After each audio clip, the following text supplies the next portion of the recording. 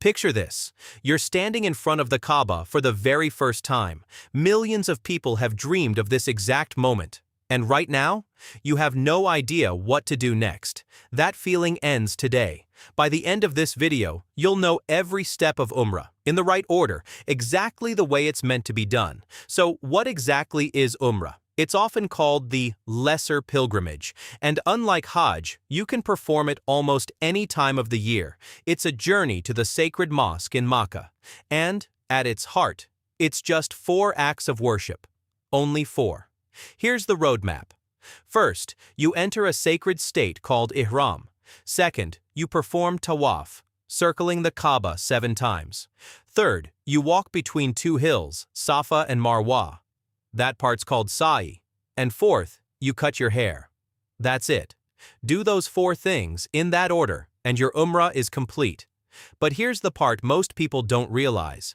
Every single one of these steps traces back thousands of years to the Prophet Ibrahim and his family. You're not just ticking off a checklist, you're walking in the footsteps of prophets. So let's start at the very beginning. The moment your Umrah actually begins, and it's not where you'd think. Step 1. Ihram. And Ihram isn't just clothing. It's a sacred state you enter, in your body and in your heart. But here's the key. You have to enter Ihram before you cross an invisible boundary line called the Miqat. Where that line sits depends on which direction you're traveling from. Cross it without Ihram, and you'd have to turn back. So before you reach it, you prepare. You take a full bath, clip your nails, you make yourself clean. For men, the clothing is 2 plain white sheets, no stitching at all. One wraps around the waist, one drapes over the shoulder, the head stays bare. For women, there's no special uniform. Regular modest clothing works just fine, with the face and the hands left uncovered. Then comes the most important part, the intention. In your heart, you make your niyyah. You decide, I am doing this, for Allah alone. The moment you make that intention, you begin reciting the talbiyah. It's the call of every pilgrim in every century. It begins, Labbaika Allahumma labbaik. Here I am, O Allah, here I am. Men say it out loud. Women say it softly. And you'll repeat it again and again, all the way to Makkah. But the second you're in Ihram, the rules change. No perfume, no cutting hair or nails, no arguing, no harming a living thing, not even a plant. Why so strict? Because for these hours, nothing matters except your connection to your Creator. You've entered the state. The Kaaba is waiting. And the next step is the one you've seen in every photograph. Step 2. Tawaf. This is the heart of Umrah. You walk around the Kaaba 7 times, counterclockwise. The Kaaba stays on your left the whole way. You begin at one corner, the black stone. If you can reach it, you touch it or kiss it. If you can't, and most days you can't, you simply face it, raise your hand, and say, Allahu Akbar. Then you start walking. For men, there are 2 small details here. You wear your ihram cloth under your right arm, leaving that shoulder bare. And in the first 3 circuits, you walk with a quick, strong stride. It's called ramel. Women do neither. They walk calmly, normally. So what do you say while you circle? There's no specific dua required during tawaf. You can recite Quran. You can make personal dua in any language. The only recommended supplication is between the Yemeni corner and the black stone. Rabbana atina fid dunya hasana wa fil akhirati hasana wa qina adhab an-nar.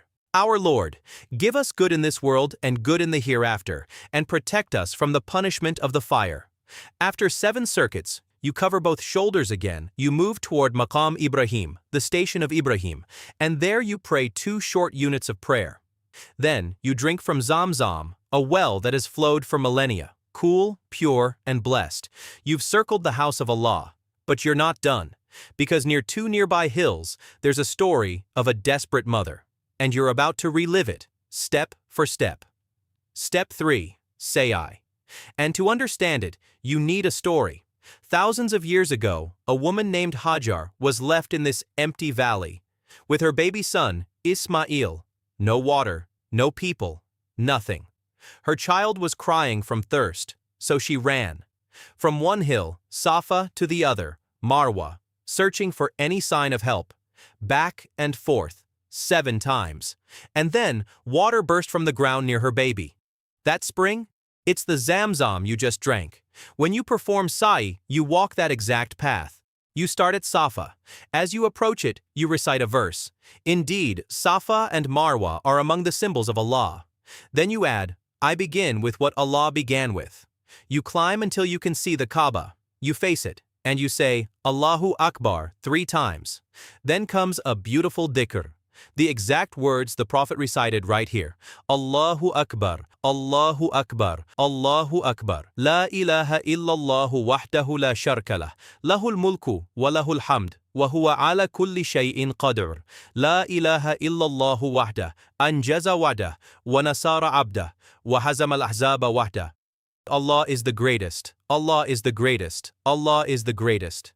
There is no God but Allah alone, with no partner. To Him belongs all sovereignty and all praise, and He has power over everything. There is no God but Allah alone.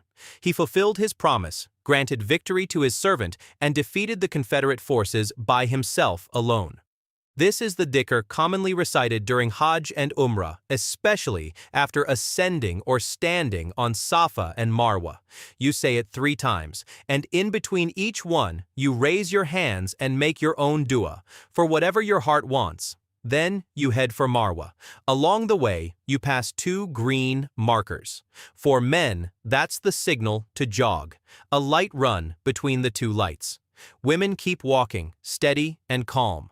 When you reach Marwa, you face the Kaaba and repeat that same dhikr and dua. The opening verse, though, is only for Safa, and only the first time. Safa to Marwa is 1 trip. Marwa back to Safa is the second.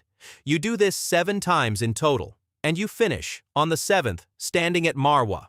And as you walk between the hills, there's no fixed script. Say what's in your heart, in any language you speak. Thank Him. Ask Him. And think about what you're doing. You're retracing a mother's desperate love and her unshakable trust. A trust that was rewarded forever. 7 trips, done. You're almost there, just 1 step left, and it's the smallest of them all. But without it, your Umrah isn't finished. Step 4. Halq/taksir.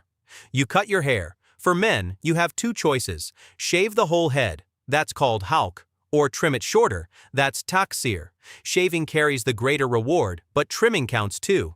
For women, it's different. You never shave. You simply gather your hair and cut a small amount, about the length of a fingertip. It sounds tiny, almost too simple to matter. But this small act means everything. The moment your hair is cut, you leave the state of ihram. All those restrictions? Lifted. The perfume, your regular clothes, your everyday life, it all comes back.